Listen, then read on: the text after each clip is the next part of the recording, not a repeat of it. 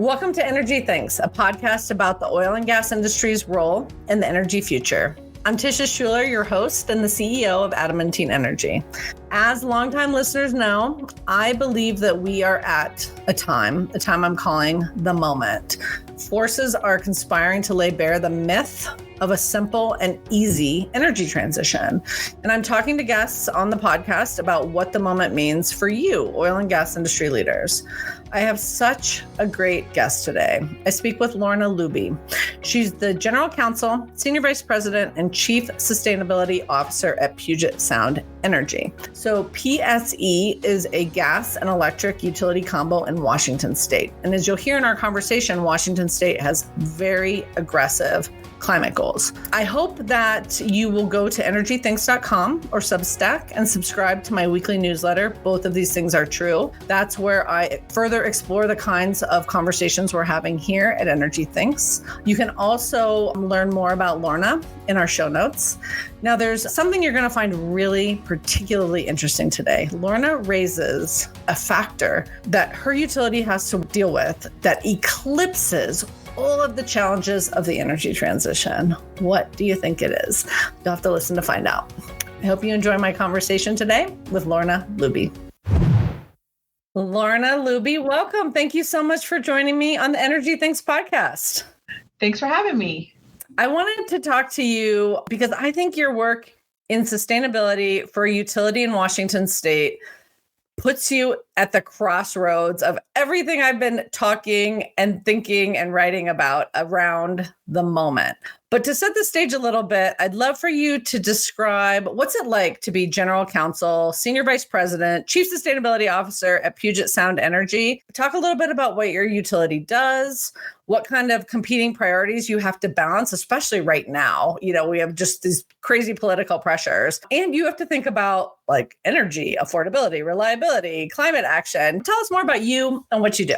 Sure. Well, first off, I'll say it's not dull, and some days that's a good thing, and some days that's a bad thing. Our company, PSE, is a combined gas and electric investor-owned utility serving Western Washington. We've been around about 150 years. We have about 1.2 million electric customers, about 900,000 natural gas customers. And as you previewed, we are currently undergoing the most significant transformation in the history of our company, in that we are striving to meet Washington State's clean energy laws, which are some of the most ambitious in the nation. So we really have to deliver on our customers' expectations for energy that is safe and reliable, which is required, but also cleaner. So to meet the state's clean energy targets, we're going to have to add about 6,700 megawatts of new renewables and non-emitting resources by 2030, Wow. Just to give you an idea. Wow. And about 15,000 megawatts by 2045. And this is all just to get the electric side clean. And to put it in context, our current owned and contracted capacity is about 6,500. So we'll be more than doubling by 2030, right? Yeah. And then doubling that almost by 2045. So the scale and the pace are unlike anything we've seen before. And on top of that, the demand for electricity, as we all know now, is expected to increase significantly, both because of EV adoption and also the new AI demand. So this creates a really challenging environment, as you can imagine, doing priorities. As General Counsel, I basically work to manage all the legal issues affecting the company, as well as environmental risk and claims and compliance. So if you think about the clean energy transition, which is what we're talking about, that can range from negotiating commercial contracts, siting infrastructure for both transmission and distribution, generation, some demand side work, as well as regulatory compliance management, risk management, and litigation. So as Chief Sustainability Officer, I'm responsible for setting and tracking our progress on our sustainability goals, which, again, for our industry are largely centered around carbon emission. So bottom line, we have to balance decarbonization with low cost. And at the same time, our number one priority at all times has to be safety and reliability. And those two things can absolutely not slip. I knew you had a hard job, but I thought I did my homework to prepare for this conversation. But the non-emitting additions that essentially double in 2030 and then double again in 2045, all in this context of just, we all know the challenges of building energy infrastructure writ large, never mind make sure it's reliable and affordable, is really quite something. And I'm also struck by the similarities because I'm talking to you, you're sitting in Washington State, I'm sitting in Colorado. So in a moment where sort of the zeitgeist is about this, our new Trump administration and, and all the cultural sort of political right shifting, we're sitting in these blue states with really ambitious decarbonization agendas.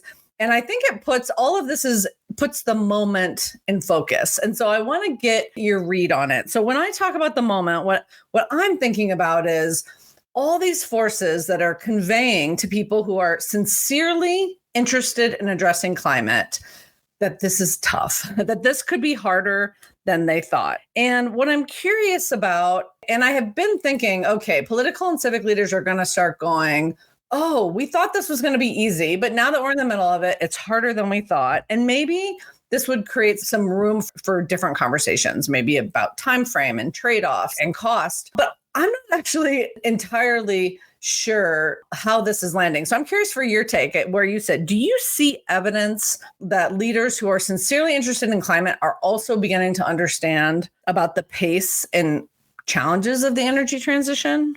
Well, let me take that twofold on a national level and a state level, if that works. Yeah.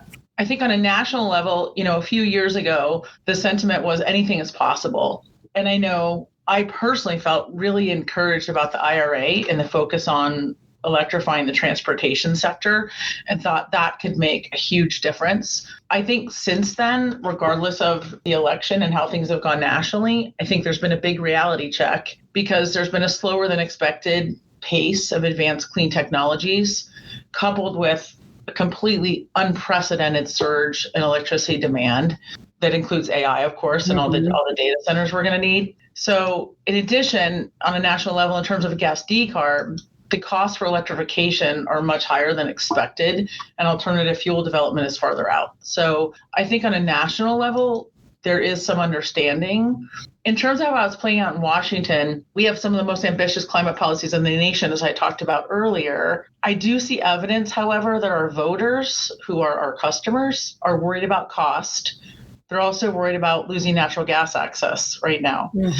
Last year, they proposed 2 ballot initiatives. One was aimed at repealing our cap and invest law that is just a couple years old. And while it wasn't ultimately successful, it showed that the voters are very concerned about rising gas prices. The second initiative was about protecting access to natural gas. That did pass. And in its passing, it really showed how much misinformation is out there, which is a concern for us. At the same time, we're the infrastructure provider. And we have to acknowledge that it was a pretty clear signal that even in blue states that favor decarbonization, customers see natural gas as a reliable and relatively affordable energy resource. So all that said, decarbonization in Washington, in terms of the law and what's on the books, is absolutely required. So we have the Clean Energy Transformation Act, which covers the electric sector, that requires us by law to clean up our electric supply and bring it to 100% carbon free by 2045. And by 2030, it needs to be 80% carbon free and 100% carbon neutral. So we also have statewide climate goals reflected in our cap and invest law, which is called the Climate Commitment Act, with an escalating cost of carbon and decreasing no-cost allowances for utilities, which is all aimed at reaching that 2045 completely carbon neutral, carbon free electricity point. So it is the law now. At the same time, we need favorable regulatory treatment to make it happen. We have to be able to borrow money at good rates, which is crucial to the transition because we need a lot of investment. So we need a healthy balance sheet as a utility, strong credit metrics, and we also need our investments in decarb to be approved, which includes, electric generation, transmission, demand side resources, and other things. So there's still a lot ahead of us that we need to get leaders and decision makers on board with. I'll just add that the gas side is going to be even more difficult because electrification is such a higher than expected cost. And while in our state, we've passed the first of its kind combined electric and natural gas planning statute, we're not going to come out with that first plan until 2027. And we're going to have to really look at the benefits from those dual energy systems and how they complement each other. So I think more to come as more information is out and people understand more what the challenges are. There's so much to unpack there. And you really painted just such a crystal clear picture of the moment. And also in a way I hadn't really contemplated before, the ways in which the utilities are in something of a reactive vice between legislation, voter initiatives, regulation, and then whatever can be incorporated into your rate structure, all with voters and customers like buying in as you go. The thing I hadn't really thought about, I've been really thinking how important it is that civic and business leaders understand these realities, that the myth of an easy energy transition is about to come home to roost, and people need to understand that and frankly get ahead of it. What in some ways you're bringing up something that I hadn't contemplated is voters getting ahead of it, which has pros and cons because voters vote yes or no, not let's balance and weigh the trade-offs of these decisions. Let's contemplate this in a structure of complexity. So there is some amount of risk of voters overreacting either way just because they're given a black or white choice. And so that's really interesting. I hadn't thought about that. I'm going to spend more time thinking about that. Can you talk a little bit about when you spend a lot of time on this, as I have been, thinking about the ways in which the energy transition is complex and to meet the kind of statutes that you have to, the laws that you have to, the just amazing technology, a number of things that need to get built, permits that need to be obtained. Sometimes I think, gosh, is this like, maybe I had really believed, and I was very optimistic, that decarbonization was inevitable. But now I start thinking about if you're not in Washington state and you don't have these mandates and you're under now a new Trump administration, I'm not sure exactly why companies will continue to work on decarbonization. And I'm thinking a lot about this because I want to get this right in terms of directionally where we're going. Do you think that decarbonization is still inevitable, like that the arc of energy work moves toward decarbonization? Or do you think we're going to have to find an incremental, pragmatic approach to ensure that this is happening in places that don't have a legislative mandate to decarbonize their system? So I guess I would say what I think a lot of people might not appreciate is the energy industry has been decarbonizing as long as it's existed. Mm-hmm. And when I say that, I think about Washington state, there's a history of coal was burned in houses for heat inside the house. So talk about emissions and talk about beyond carbon particulate emissions and things that affect health outcomes for populations. We also had manufactured gas plants that were considered a step up from that, but the byproducts were very polluting. So really, if you think about the 1960s and 1970s, natural gas, when it came onto the scene, was a game changer because it was cleaner. Mm-hmm. So we've really been evolving to cleaner things all along. And I think people forget that sometimes. And, now we've done a lot in terms of the criteria pollutant reductions. So we're really focused on carbon emissions now and trying to get there. So I would just say, based on history of the industry, it's always been transitioning. It's always been moving to cleaner. And I mentioned too, coal in people's houses they burn, the big coal plants, right? A lot of those are phasing out, being replaced with natural gas, which is cleaner. Mm-hmm. So I think there's no reason that wouldn't continue. I frankly think decarbonization is inevitable because at some point it's going to be lower cost. Because, extracting fossil fuels from the ground and burning them, if we can have breakthroughs with things like fission, name things we're not even talking about here, I think it will latch on eventually. It's just going to be a matter of timing and the pace of technology growth. I'd also say lowest cost has been a key driver for all economies. So it's about the technology development, the desire incentive to develop the commercially affordable, widespread clean tech, which we've started to see that really as a huge shift in the last couple of years. So I think bottom line, the incentive is out there to decarbonize. but I think the pace can be slower than we expected, but I still think we're moving in that direction. That's a great point. And two things I'll just add on as exclamation points. One is that innovation is inevitable. Like you will be outcompeted by people who are innovating if your organization or, company isn't. The other thing that you bring to mind is that natural gas, the carbon intensity of natural gas continues to drop, and it's good structures and incentives like the lower intensity, cleaner. You can even have a spectrum of decarbonizing within traditional fuels that could be meaningful. So you make some great points that even I sometimes put blinders on around. Decarbonization means something with zero carbon, where incremental progress has been the name of the game, moving in the direction of lower cost, lower environmental footprint for decades. So great point. The other thing I just want to pull on for a second is because you mentioned it, and I didn't ask you about it, but the idea of decarbonizing the gas system, a lot of people think about that purely in the context of switching from gas to electrification. And I think what you said is this is really complicated because we already are growing our electric burden. So replacing the gas system, meaning like gas direct to homes and businesses, with electrification is just another tremendous infrastructure challenge. Is that what you were saying, or did I miss your point there?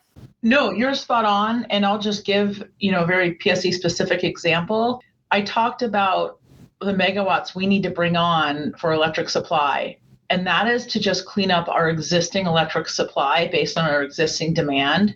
If you throw natural gas in there, on the coldest day in the winter, we provide 2/3 of the power Seattle needs for heat, the city of Seattle, through natural gas. So if you think about all of that having to turn into electricity and where you're going to get that from and how many more megawatts will be required, it's enormous. So I would say as a combined utility, we absolutely see the value that natural gas for heating brings in terms of a complementary energy system. And trying to change that at the same time, you're trying to change out the electric supply to be clean is somewhat incompatible.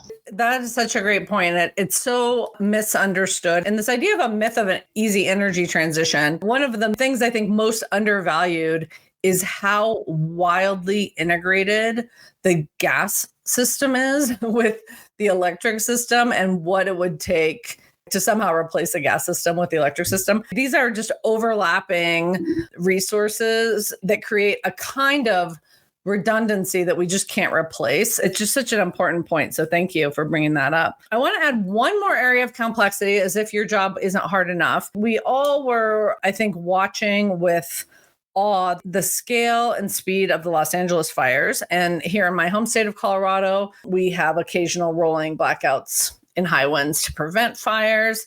And I imagine Washington also has big considerations around wildfire prevention, risk, action. How does that factor into your work on sustainability?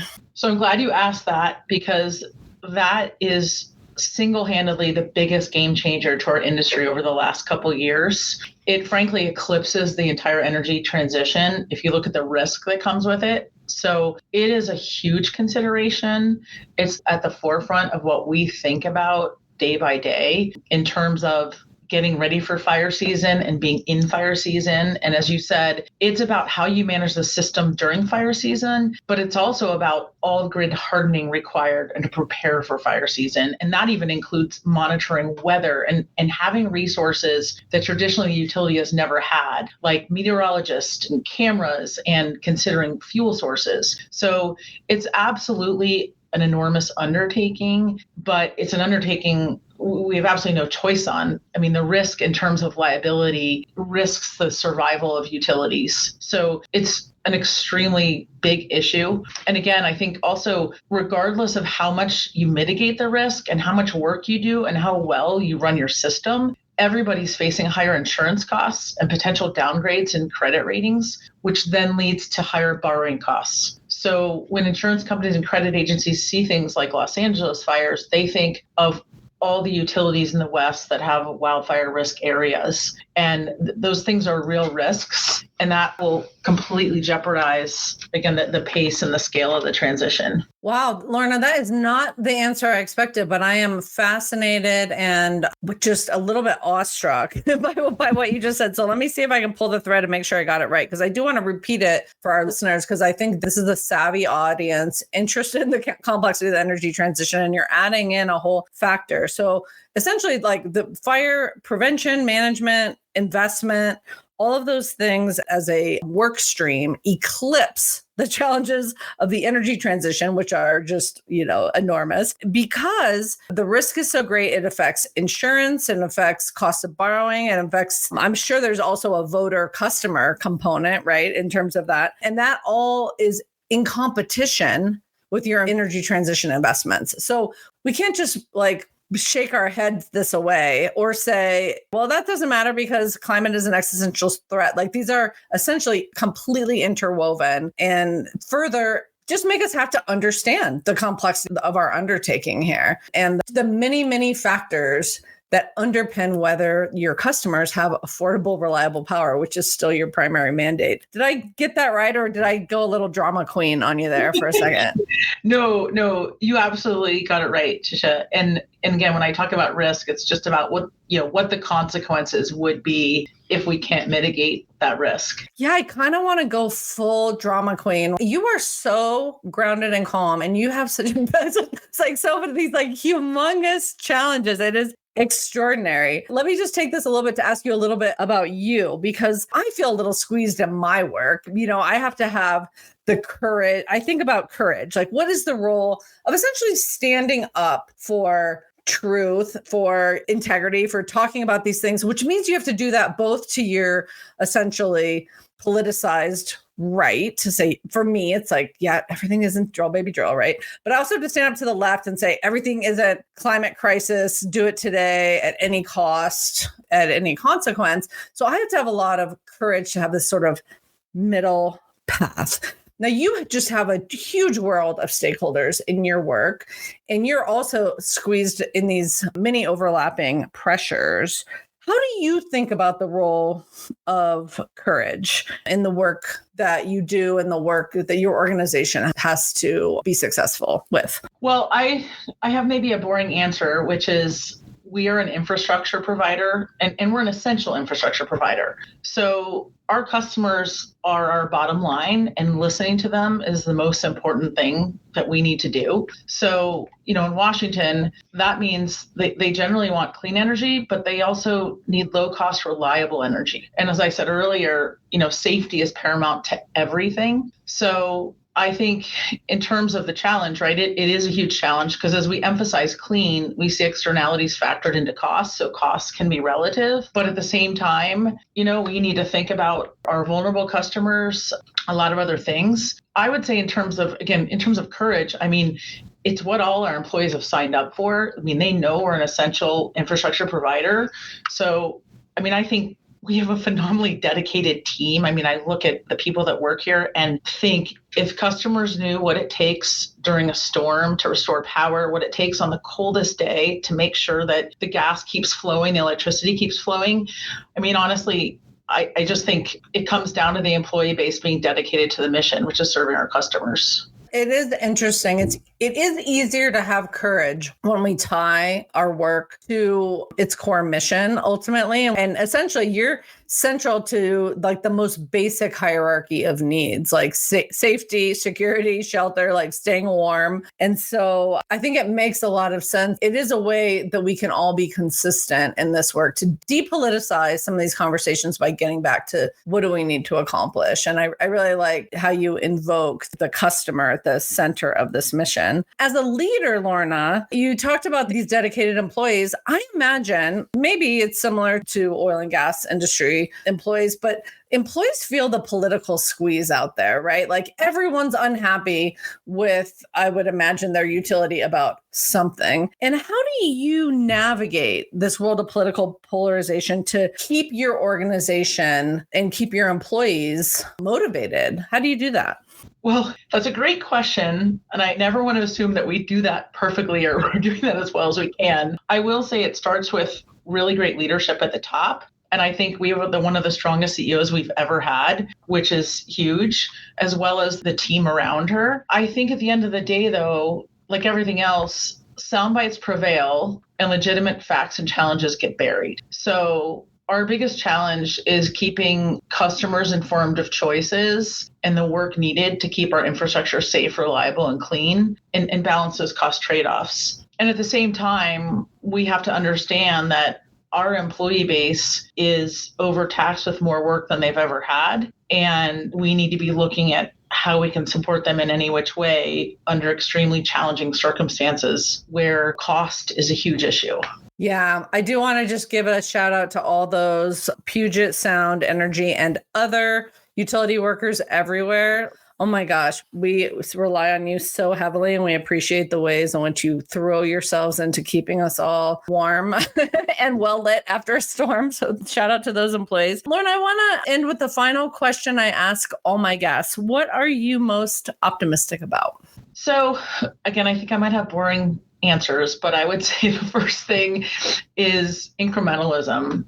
You mentioned it before, but I think we don't shed enough light on it, that we're making a difference every day and we can't get discouraged. Incremental change is change that lasts. And it took a very long time to impact climate, and it's going to take a long time to unwind those impacts. And we just need to keep plugging ahead. So I think it may not feel satisfying that we have to pay attention to incrementalism, but I think if we don't, we lose the mission. So I think that's one. Yeah. And there's nothing boring about incrementalism. It's like my passion project. I've written 3 books, 20 minutes at a time. Like, incrementalism is how we get shit done. Like, it is the way real things get done, one tiny step at a time. So I just want to endorse your first point. Thanks. And I'll say the second thing I'm optimistic about is the attention that the energy space is finally getting. I think that the attention in terms of our need for power, regardless of your political affiliation, I think there's bipartisan recognition of that, as well as the need for hardening our grid. Kind of like our interstate highway system, grid was built and was a phenomenal work of progress, technology, et cetera. It has to be constantly updated. So I think there's a lot of attention about what we need to do to meet these rising loads and what we need to do to meet clean targets for both the generation and the delivery of power. So I think that problems need to be clearly daylighted so the best minds can set to work on addressing them. It's such a great point, because essentially for the last, decade-ish in this country, our energy policy has been dominated by a kind of climate policy that undervalued the centrality of energy, and having those paired up so that we understand the centrality of energy and its need to be continually getting better in all dimensions is really important. So that's such a great point. Well, Lorna, thank you so much for joining me on the Energy Thinks podcast today. I've learned a ton. You've given me a lot to think about, and I look forward to our continued journey forward in the moment. Oh, thanks so much, Tisha. Thanks for having me. That's our episode for today. Thanks so much to you, my listeners, for your engagement, for giving me an excuse to speak with someone as awesome and interesting as Lorna. And thanks to Lorna for joining me. You know, one interesting tidbit I found compelling: 2/3 of Seattle's heat comes from natural gas directly on a cold day. Whoa. It just gives you an idea of the scale of what electrify everything, replacing the natural gas infrastructure with electricity would require. Whoa. Let's just all give thanks for our natural gas infrastructure for a moment.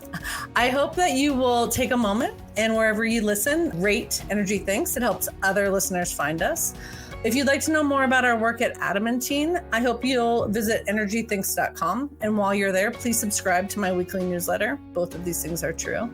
I'd like to thank my colleague, Kayla Chives, for making the Energy Thinks podcast possible.